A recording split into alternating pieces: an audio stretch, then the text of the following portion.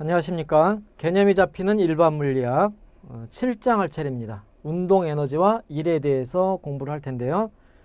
6장까지 여러분들이 이제 다뤘던 거는 벡터 역학이에요. 벡터. 그러니까 힘이다, 가속도다, 속도다 이런 것들로 변이까지. 그래서 벡터하고 관련된 운동 방정식을 풀었었죠. 예, 그런데 이제 이걸 수학적으로 잘 하다 보니까 적절한 스칼라량을 정의를 해도 이 벡터에서 했던 운동을 다 분석하고 기술할 수 있더라 하는 거예요. 그래서 스칼라를 이용해서 똑같이 역학을 공부를 할 겁니다. 그래서 그러한 스칼라에서 가장 중요한 개념이 에너지예요. 에너지.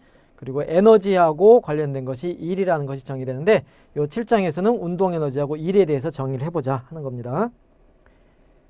자, 그래서 이제 첫 번째 에너지는 무엇인가 하는 건데 에너지는 사실 굉장히 어려워요. 상황에 따라서 에너지가 다 다르게 정의되고 그래서 그냥 포괄적으로 에너지를 정의를 하면은 물체 또는 물체들로 이루어진 개를 정의했을 때 개의 상태와 관련된 어떤 스칼라량이에요.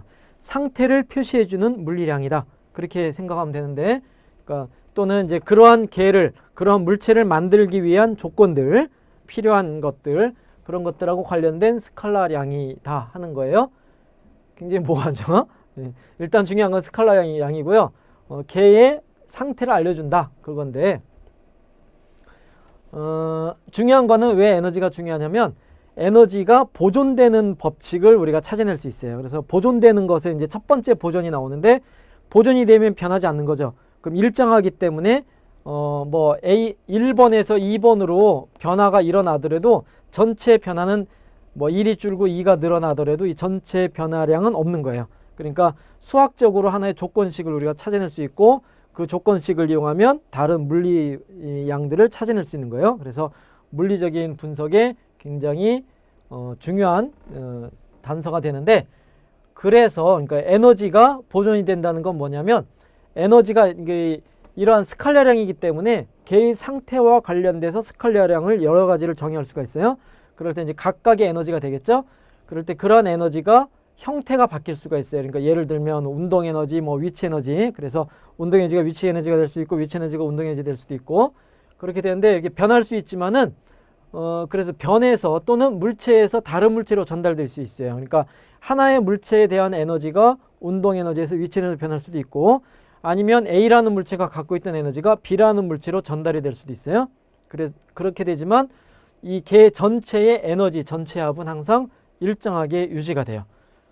요것이 이제 다음 장에서는 역학 에너지에 대해서 국서적으로 얘기를 할 거고 그리고 연력학까지 포함하게 되면 우주 전체적으로 전체 에너지 10가지를 포함한 열 에너지를 포함한 전체 에너지 그리고 이제 현대물리로 넘어가서 상대성 이론까지 접근을 하게 되면 질량도 에너지로 전환이 된다.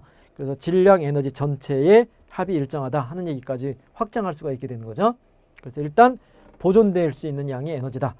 그래서 이제 요 7장에서는 이러한 개의 상태 중에서 운동 상태하고 관련된 에너지를 먼저 정의하자. 그게 운동 에너지고요. 그런데 이제 이러한 운동 에너지가 변화되는 과정에 또 좀 더 보편적인 원인이 뭐냐? 운동이 변하는 거예요. 그러니까 운동 상태가 변하는 거니까 속도가 변하는 거죠. 델타 V가 생기는 거고 델타 V가 관련된 것은 가속도가 있죠. 그리고 가속도를 만들어내는 것은 힘이 필요하죠. 그죠? 그래서 힘이 가해지면 가속도가 생기고 운동 상태가 변하는 건데 이러한 벡터적인 성질하고 관련이 돼서 이제 스칼라의 운동 상태와 관련된 운동 에너지를 정의하면 이러한 운동 에너지를 변화시켜 주는 것이 힘하고 관련된 일을 정의할 수 있는 거예요. 그래서 이제 스칼라의 일까지 정의를 해서 이제 에너지를 도입부를 시작하도록 할게요. 자, 그래서 운동 에너지는 어떻게 정의되느냐? 운동 에너지, 카이네틱 에너지인데 말 그대로 운동 상태인데 요거는 이렇게 정의했다고 보면 돼요. 어떻게 유도할 수도 있지만은 요걸 유도하는 과정이 그러니까 일을 정의하는 것하고 운동 에너지를 정의하는 것이 뭐 같이 동시에 정의가 되는 걸로 봐도 돼요. 그래서 운동 에너지는 물체의 운동 상태와 관련되는데 운동 상태니까 속도가 등장해야겠죠. 그래서 속도에는 제곱의 형태고 그 다음에 빠르기, 속도만 따지면 빠르기인데 질량이 큰 물체하고 작은 물체가 있을 때 큰 물체를 운동 상태를 변하게 하는 거랑 작은 물체를 운동 상태를 변하게 할 때 더 쉬운 게 질량이 작을수록 운동 상태를 변하기 쉽잖아요. 그래서 질량의 크기 자체도 운동 상태와 관련이 있다 해서 m을 곱한 형태로 정의됐다. 그렇게 되면 돼요. 그래서 2분의 1은 계산 과정에서 2분의 1의 형태로 같이 나왔다. 그러니까 이것이 하나의 운동 상태의 정의다. 그렇게 받아들이면 되고요. 이때 운동 상태를 정의하는 운동 에너지, 이 단위는 줄의 단위를 써요. 이게 사람 이름이죠. 줄의 에너지의 단위, 1의 단위랑 같은 건데, 1줄은 1줄, 기호는 이렇게 쓰고 1kg의 이제 가속도를 그러니까 일단 1줄이 있다고 하고 넘어갑시다. 요 1줄에 관한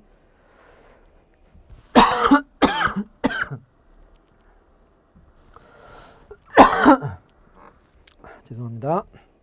그래서 1줄에 관한 정의는 1에서 다시 정의가 되니까 에너지가 1줄이다. 이렇게 하고 넘어갈게요.